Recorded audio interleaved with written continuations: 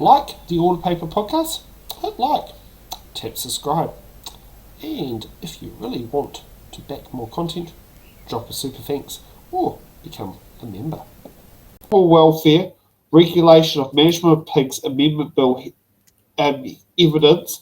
First up is Fickett's Gillian Coumbe KC.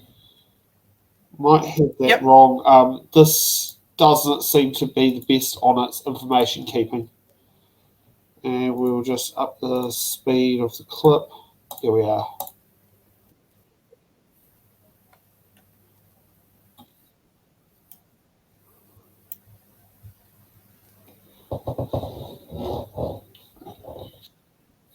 By the way, for those wondering at home, 60% of our pork products are already imported. Say again? Yeah, for those wondering at home, I was reading through that regulatory impact statement. 60% of our pork products are already imported. So we could theoretically, say, okay, let's focus on high-value pig products that are organic and free range. Yeah, exactly. Get a premium product on it. I mean, like we've got this mentality with certain groups of people in there of like this race to the bottom. Yeah, and who suffers? Animals. Yeah, exactly. Yeah, well, I mean, that's People, just one aspect of it. I mean, the other aspect we had this was for years was the industry standard shifting to free-range eggs. Yep, or barn-raised chickens, Yeah. Okay. Oh, no, this would help. We have you for 10 minutes as part of the submission process. And we're looking forward to your comments and opening remarks. And please, if you're kind enough to leave us a little bit of time for questions, that would be gratefully received. Thank you. Thank you. Now, my interest in this is that I was counsel for the applicants in the 2020 judicial review case, which I did on a pro bono basis. There was a lot of work involved. We were successful in obtaining a ruling that the use of farrowing crates is unlawful. Now, I oppose this bill, and I have 8 points to make briefly in my 10-minute challenge, as well as some redrafting recommendations. But I do hope you'll also read my full submission at some stage. 1, I'm really appalled that despite the court's clear directions to the Minister and to MPI, this bill will postpone any change at all for another 10 years. And I ask, where's the respect for the court and for the rule of law? 2, the new system that will come into place in 10 years will still be non-compliant with the Act. Now, that's clearly NAWAC's view, and although there was a suggestion from the committee yesterday that NAWAC may have revised its view or fallen into line, there has been no change. NAWAC's letter to the Minister of 5 April this year needs to be read in full, not just a sentence selectively taken out of context. 3, why 10 years? In my submission, that's arbitrary and excessive. In June this year, MPI and New Zealand Pork, and I've referred to these documents in my submission, were both comfortable that, and I quote, 5 years was sufficient and appropriate.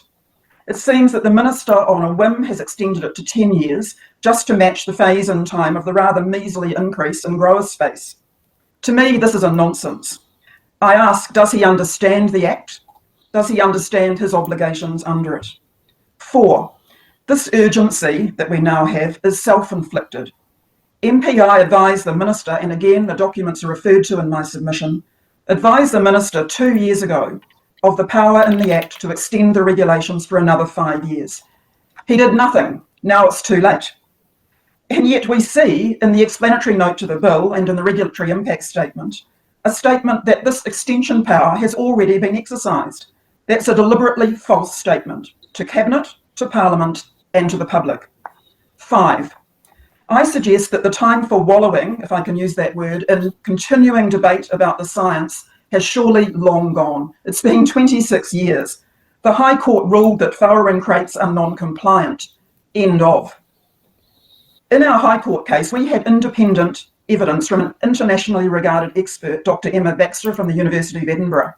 She gave uncontested evidence that the mortality rate across all farrowing systems is roughly the same. Yes, I agree that without farrowing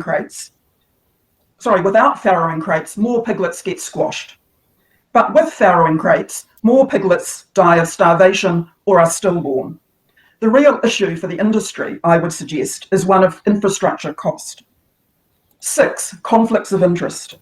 What's extraordinary in this case is that the minister was not only effectively a consultee stakeholder in 2022, he's now the decision maker, because Federated Farmers gave a substantive submission in April 2022 when this minister was the president of that organisation. That submission opposed all of NAWAC's suggestions, was highly critical of NAWAC, and also endorsed fully New Zealand Pork's proposals and recommended that the minister now consult just with New Zealand Pork. There's also the minister's, more generally his interests in the dairy industry. I haven't seen any public disclosure of any declared conflict of interest or measures to address that, such as transfers of responsibility, blind trusts, and the like. 7. Excuse me, Gillian, I don't mean to interrupt you, but we do have to wind up if you are capable. Thank you.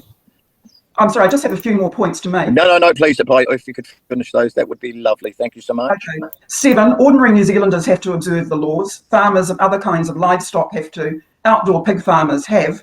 Why not this particular industry group?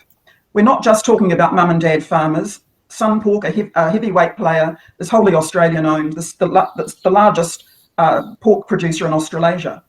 8, I've suggested that the issues around this government's arrangements with Sun Pork need further investigation. They want to roll out their maternity ring. It uses the same space as a farrowing crate. That's a coincidence. Of course, that would rule out NAWAC's recommendations if that is to happen. And I've raised the question whether the Overseas Investment Office consent in 2022 was a special condition of that the new Sun Pork's new infrastructure be rolled out. I'd like to know if that was a reference to their maternity ring. My recommendations: that to address the urgency, all you need to do in this bill is to have an extension of the regulations for up to 5 years. That would do it. The matter could then continue under the Act in the normal way, preferably with responsibility given to a different minister. Another alternative, still just an extension up to 5 years, with Schedule 2 of the bill amended to adopt NAWAC's recommendations. Either option in the long term, in my submission, will lead to an outcome that is more, to adopt the minister's own phrasing, sensible, practical and affordable. Thank you. Mark, I have a quick question. Gillian, sorry, I apologise. These were 5-minute slots. We've met time and don't have the luxury of the time I wish we had to ask you any questions. So I hope you have a lovely day. Mr. Chair, we are running a little bit ahead of time. Can I ask one really fast question? It's quick. Hold on, that doesn't sound right. Isn't she speaking on behalf of an organisation? I don't know. I mean, he originally said 10 minutes, didn't he? Yeah. I would go back to the beginning of that. Did he say 10 minutes or did he say... Because I'm pretty sure he just cut her off there saying, yep, you're speaking as an individual, you only get 5 minutes. I'm pretty sure she was representing an organisation. Yeah, exactly. And so we have 10 minutes. Doesn't she get 10 minutes? Yeah. Okay. Please, quick. Yeah, it's just given the nature of the submission.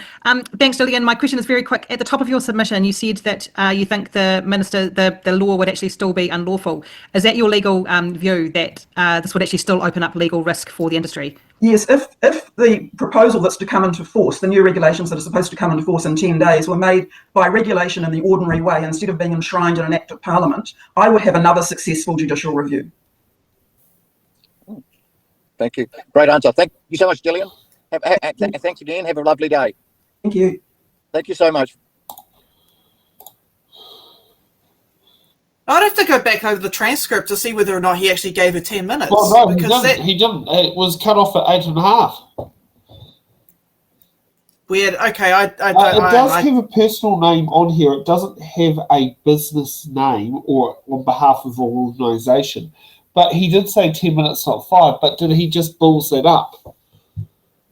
Yeah, okay, that's a weird one. But anyways, she brings up a lot about the efficacy of things, and that's one of the things that I'm finding quite disturbing going through this regulatory impact statement, is the lack of commentary on ethics, because we're dealing with a sentient animal here. We're not dealing with a tree. We're not dealing with coal. We're not dealing with a car. We're dealing with coal. I love that one. So perfect. Yeah. It's like we're talking about a sentient animal here. There's very little reference here to ethics. What's ethical for the animal? Yes. It's just like, okay, what's cost effective for the farmer? Yeah, keeping things in a cage is very cost effective. Unfortunately, it's also really shit. I mean, actually, here's something that came out, and it's not the current submission that we've just had. It's the one from Andrew Hoggett. I think I found a great place where fast track legislation could be used. Yeah, improving ethical outcomes for animals. Yeah. I agree. Yeah, get those piggies some straw, man. Oh, God. Oh. Insist that larger farrowing crates are required so a pig can actually get up and turn around. Yeah. Yeah. Sorry. Just so those know, I've had fuck all sleep today, just because of the nature of the way how this morning went. So you've got a lack of sleep, and I'm intoxicated. So Yeah. Just so those who do know that, I got home from paper run at 5 a.m. this morning, but I had to be out the door at 6 in the morning to help set up for Linda's stall, and thank goodness no re-deliveries on the paper run, but I didn't get back to sleep. Yeah, I mean, look, hey, you can be bloody tired, and I don't have to be sober to understand that. Yep, pigs are sentient. Don't treat them like shit. Yep. And just remember, the car keys are stay where they belong for you, Laura. Yeah. And they probably should be the same for me anyway as well, because don't worry, I'm not driving. There's nowhere to drive to. yeah, that's true. Yes. The bowl store will be well and truly closed. Thanks for watching. Make sure you're subscribed to our Facebook, YouTube, Twitch, Instagram, TikTok.